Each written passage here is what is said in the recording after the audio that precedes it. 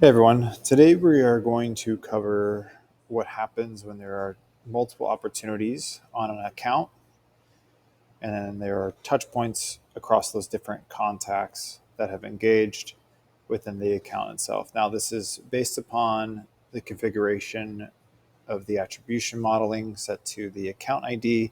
So that's how we're looking at this at this time.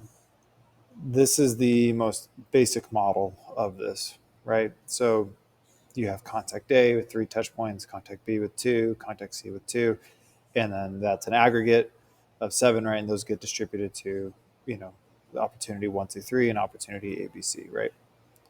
If we go a little bit further in depth with that, this is how we look at touch points. And what I wanted to differentiate in this modeling here is it's not that touch points don't happen. Not It's not that all those touch points don't happen for opportunity 1, 2, 3, where right now it says 4. I'm trying to identify and show what happens post op creation. How does it aggregate touch points? So we're just taking kind of a step out, taking a step back, and looking at a slightly higher view, right? So we gave a little bit more granular information.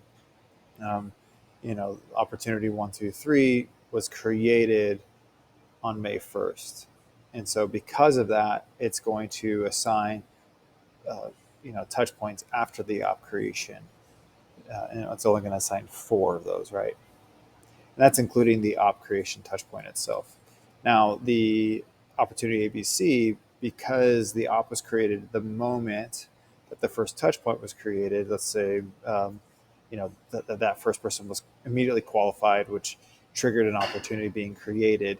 You can then see all these other touch points flow to that, and it ends up with all of them. Now, as I mentioned, all touch points still get associated to the op. So in this video, we aren't covering a look back window or anything of that sort. What we're trying to just highlight is how does Marketo Measure look at BATs when there's multiple opportunities. And so you can see that here where your FTLC get associated to, I misspelled that one, here you go, AdWords, uh, gets associated to that first touch point here because of the date. It's the earliest touch point. It is the first engagement. And then we have a middle touch that happens in February. All right. This would not look like MT inside of your dashboards. It would look like a BAT, and that you would be able to see. And we just define it as a middle touch. So here you have that. And then our next touch point, let's see, is this one right here, which is that opportunity being created. And again, that's happening in April. That is the most recent touch point to the month of May or the day of May 1st. So that gets assigned the opportunity creation touch point. And then you have your other middle touches that take place, which is here, here, and here. And then you end up with your closed opportunity. So hopefully that helps visualize how we look at opportunities there for that first opportunity 1, 2, 3. This is the breakdown of the attribution using our full path model. So 4,500 to the FTLC, the opportunity creation touch point gets 2,250. And closed gets the same, and the middle touches has $1,000 because it gets 10% of that revenue, which distributed across is around $250. Okay. And then when we come over here to this one, again, same people, same number of touch points, but you can then see how the middle touches get distributed a little bit differently. Because the OC was created upon the lead creation and initial engagement, you have FT, LC, OC all happening at once. Then you have your middle touches 1, 2, 3, 4, and 5 all happening there. And then it closes.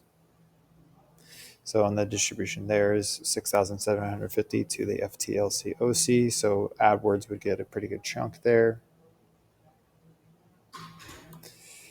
And then your close would end up with 2,250, and then your middle touches is 1,000. And that distribution gets a little bit more thin in our full path model because it's distributing 10% across more touch points. So you end up with $200 in this one.